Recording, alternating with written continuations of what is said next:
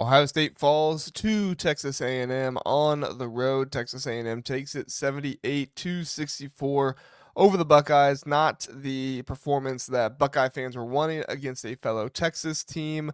Of course, they beat Texas 2 weeks ago in a neutral site game, but now they travel to Texas and things don't go as well as they, like I said, they lose to Texas A&M in this one. This was a highly anticipated matchup. Ohio State came in as the higher ranked team, number 21 in the nation. Texas A&M also ranked number 23 in the nation, so this is not a bad loss for the Buckeyes. More so, not just the opponent. In the score differential, though, that is really where the bad loss is, 78-64, where Ohio State, it was really never a game there in the second half. Ohio State had made a few runs to try and get back, but every time they were squashed by Texas A&M. Ohio State is their first loss on the season. They are 2-1.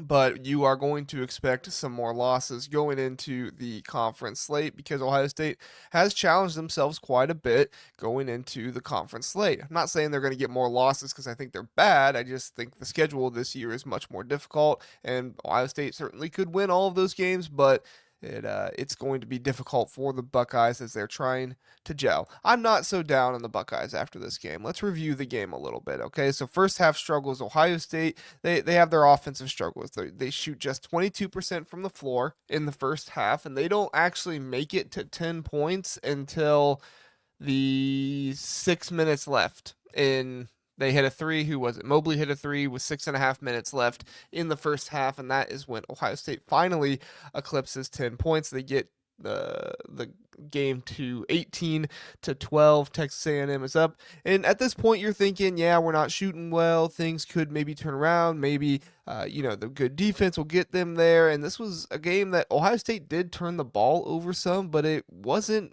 the biggest thing. It really just was Ohio State didn't make their threes. If you heard me and Burke talk about this game in our preview, we talked about how Ohio State has been very dependent on the three so far this year, and that was something that if it wasn't falling, they would need to overcome. Texas A&M biggest advantage in this one was making 15 of 18 free throws in this game. Overall, Texas A&M got a 32 free throw attempts in this game to Ohio State's 16. I don't think that was anything to do with officiating. I think Ohio State was just sloppy on the defensive end and was getting a lot of fouls. They did call this game rather ticky-tack, in my opinion, but still no excuse. They were calling it both ways. Halftime score was 31-22, and then Ohio State comes out in the second half, and Ohio State gets started with 2 3-pointers from Phelps and Wade Taylor, quickly pushing it to 37-22, and that was kind of just the rest of the game. I'm more concerned here with the reaction in the second half, that Ohio State didn't come out a little bit more on fire, a little bit more ready to fight back and try to win this one. Not saying they weren't trying to win it, but just with a bit more excitement and anticipation to come back onto the floor. Ohio State did briefly cut the lead with contributions from Junior Mobley, who hit back-to-back threes, making it 45-33, but Texas A&M had a consistent ability to get to the line and control the game, which sealed the win. All right, let's look at some pros and cons of this game, because I do think there are some pros for Ohio State to look at.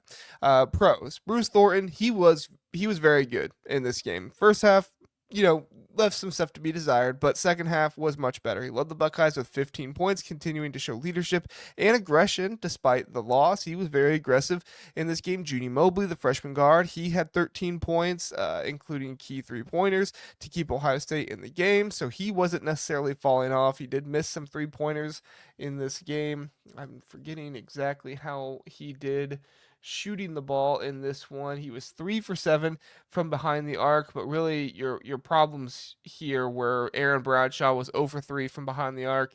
Micah Paris was 0 for 6. Devin Royal was 0 for 3. Just guys that I didn't really think needed to be shooting all that many threes. Michi Johnson was 2 for 6 in this one, and Bruce Thornton was 1 for 3.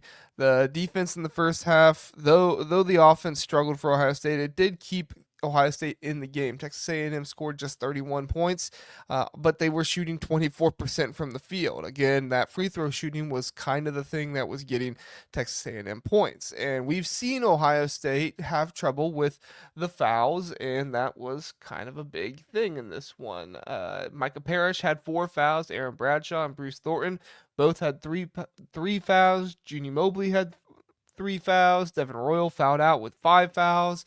I mean, there were just a whole lot of guys who really struggled getting fouls in this one. And that's something that Jake Diebler is going to need to correct, because if Ohio State is shooting this way again in another game, they can't be giving up free opportunities to the free throw line like they did for Texas A&M. Ohio State shot just 34% from the field and 27% from 3, 8 of 30 from three-point range. This was a significant drop-off from what Ohio State has been doing in the past. Ohio State, like I said, they got into foul trouble with multiple players. They committed 24 fouls, allowing Texas A&M get to the line.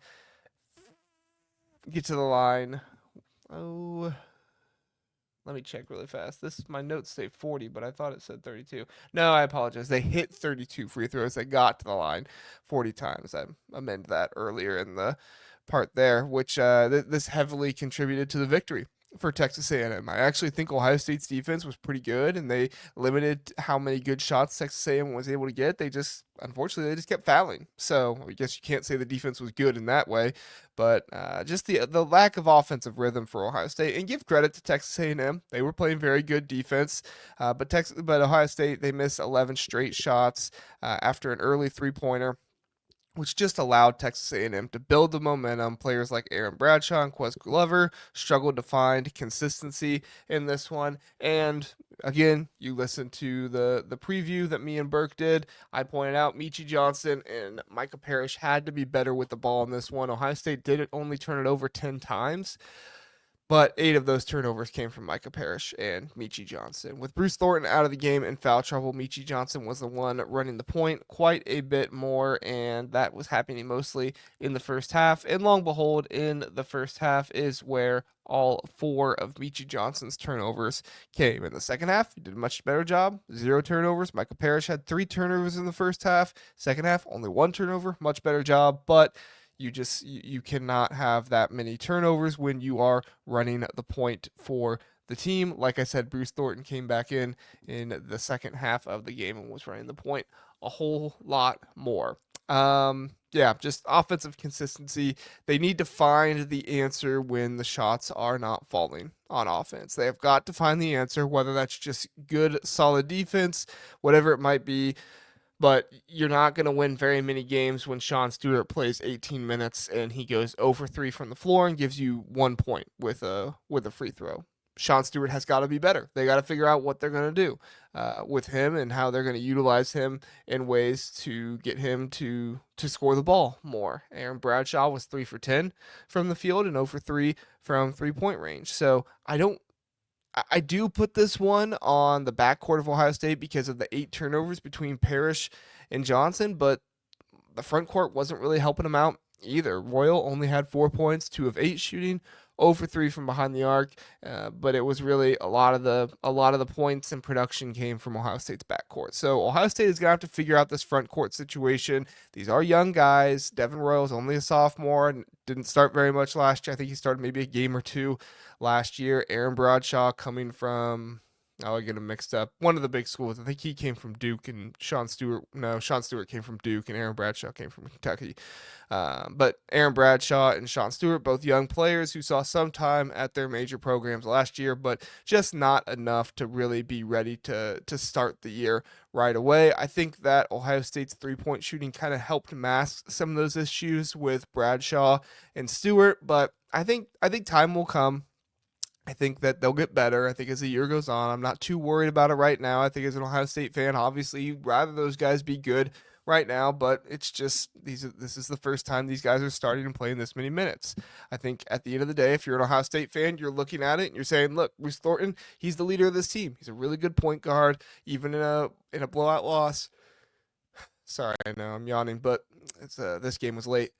even in a blowout loss, 15-point performance for him, including strong drives to the basket and pretty good free throw shooting as well. He was 8 for 9 from the free throw line. Judy Mobley, like I said, good shooting in this one for the most part. He was, what was it, 3 for 7.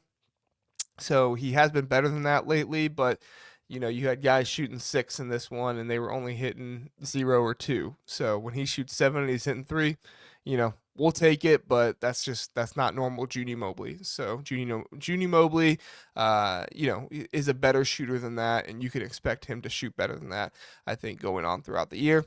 Aaron Bradshaw, I kind of went after him a little bit for his offense. I wouldn't go after him. I was just pointing out the issues. He was there defensively. He did contribute defensively. He had how many blocks in this one? He had 1 block in this one, actually, a number of steals from Ohio State, the turnovers that they forced. Texas A&M had 12 turnovers in this game. Meechie Johnson had 2 steals. Bruce Thornton had 2 steals, 1 by Aaron Bradshaw, 3 by Micah Parrish. So even if Micah Parrish is not producing so much on the offensive end, he is kind of that defensive stopper that you need on the other end. It's just you got to figure out what you do with Meechie Johnson right now. What's he going to do? Is he comfortable in that secondary ball handler role, or does that need to be something that more is Quez Glover? Does Meechie just need to be off the ball more? They're going to have to figure out what they're going to do there because he did score some key threes late in the first half, but he was just inconsistent throughout the game. And just, like I said, give credit to Texas A&M. It was a good game for them. Wade Taylor, Abaseki, I think that's how you pronounce it. Phelps. These guys, they had a really good game for them. And you could point to the defense a little bit more on what they were able to do, but there were some shots that Obeski that was making that was just like kind of acrobatic in what he was able to do. Phelps had 14 points in this one. Wade, I think, had 9 or 12 points in the first half. Wasn't scoring as much in the second half, but give this team credit. Obeski, like I said, he hit 8 of 9 free throws in this one. Everybody got to the line for Texas A&M, and everybody was hitting their free throws. The only one who didn't was Farrell Payne, which, by the way, some old Big Ten players, Farrell Payne from Minnesota and C.J. Welcher. I had forgot those guys had transferred to Texas A&M, so that was fun to see them show up there. But overall, really aggressive play by Texas A&M, and they were playing confident. They were playing ready in this one, so give them the credit. Takeaways and looking forward, the game exposed some weaknesses for Ohio State. The inability to shoot consistency and a tendency to get into foul trouble against physical teams. What are you going to do when you are not shooting so well? What are you going to do when you are starting to get your big men in foul trouble? You really need to address that. The need for improved offensive execution and better ball movement. Avoid getting lulled into some of those longer range shots. When the offense isn't working and just kind of chucking those up. What are you going to do there? And then Ohio State, they're going to regroup. They're going to find out what they have next to do. But they're definitely going to have to work on that shooting because this is a team that so far this year, from what we've seen, is going to live by the 3 and die by the 3. So that's my wrap up for this one. Thanks everybody for watching. Check us out on Thursday nights at 9 o'clock for the live show where I am joined by at least one other guest, and we will be breaking down everything that goes on in the Big Ten. We appreciate you watching. Have a good one.